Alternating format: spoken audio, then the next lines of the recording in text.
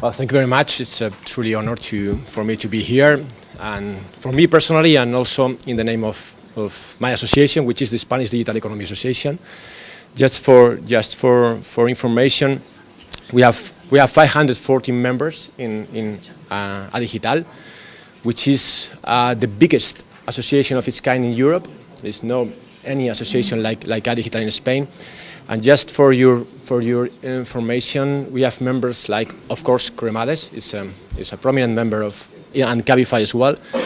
But companies like BlaBlaCar, like Airbnb, like Alibaba, like Netflix, louder, like it's not working here. I'm sorry. Like BlaBlaCar, like Netflix, like as I have mentioned, Cabify, Uber, Airbnb, all these companies are members of our association. So you can imagine the kind of things that we have to deal with here and in Europe. Before just a starting point, I would like to say that something that has been mentioned before here, I'm very pessimistic about the future in Spain and in Europe. Unfortunately, we are not playing any role here in the digital ecosystem, in the digital industry.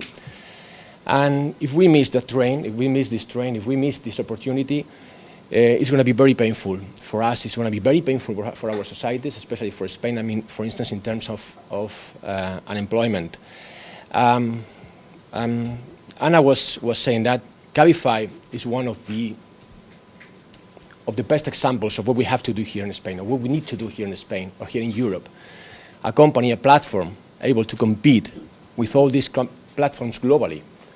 And for us, for instance, Cabify is like the poster child. It's what we need to have in Europe and in Spain, all these companies.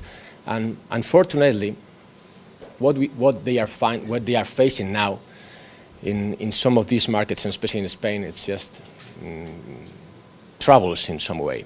So we need to claim very, very loud that we need all these companies, all these entrepreneurs to create these companies and being able to get off the grounds and compete globally, internationally. I will be very brief. We don't talk. I mean, in this introduction, there is a word has been mentioned even more than collaborative, which is platform. We don't talk about collaborative anymore. We don't talk about collaborative sharing economy, something like this. I mean, sharing economy, collaborative models are a part of something bigger, which is platform economy, which is the platform as a business model. Okay, and this from that drives a lot of conclusions, a lot of insights, which are very important even from the point of view of regulations of legal issues. The sharing economy presents in Europe now an opportunity of 500 billion. I mean, of course, I will be referring only for in the Spanish markets or European market, which is our scope, of course. And now we have an opportunity of 570 billion in Europe. We have been launching. Actually, we will launch a study with the EY Foundation in a few months. We have already some insights from Spanish markets, and actually, now the collaborative models. I mean, the collaborative economy in Spain accounts for almost 1.5% of GDP, okay, which is a lot right now. Okay, and 55% of people, of population, Spanish population, have ever used a collaborative platform in Spain at least once. So those are, as you will know, very important insights, or very important findings. Has been mentioned before as well. We have this new figure, this new player in the market, which is what we call the prosumer. I prefer the Spanish concept for that, which is the ciudadano productor. But the prosumer is not someone that is at the end of the value chain, of a hypothetical value chain, but also at the beginning is able to consume, is able to share, is able to save, is able to fund, is able to produce, and it's also able to go on. So this is change. It's changing the game completely. We need to create an environment, a legal environment as well, but a regulatory environment to encompass this new figure. It's going to be more and more important in the future. Well, those models have been also mentioned before. We have different models from this platform economy entering into all sectors, all industries, from bank to food, hotels, retail, healthcare, and of course, for instance, in some strategic industries, not in Spain so far, like energy as well. So there will be, and as we know in Europe, for instance in Netherlands, or for instance in UK, there are platforms where people can share into the grid the energy that they are not using, but they are storing. Okay. It's very important also for terms like inclusion as well.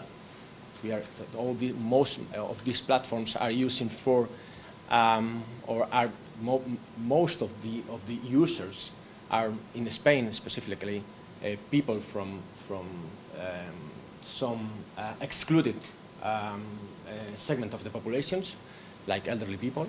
It's just an example of some of the external benefits of these things.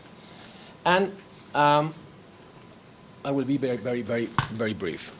We distinguish between three models from this bigger concept I've said before, which is platform economy.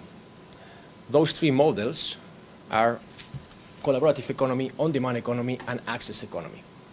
The difference between them, and I think they are very important in order to get a better regulation, a smart regulation on all these issues, is that, for instance, in collaborative economy, the main point, or one of the two main key points, are mostly between peers. I mean, from consumers to consumers, from users to users. So at both sides of the market, at both sides of this relationship within the intermediary, are peers, are consumers, are people. No? And the platform doesn't provide the underlying service. That's very important. The platform is neutral. The platform is just an intermediary. If we took the other concept, which is on-demand economy, like for instance Cabify, Anna has mentioned before, they are not providing the underlying service. They are doing it, or they are providing it through other people, through other professionals, and the relationship in this platform is between professionals and peers, professionals and consumers. Okay.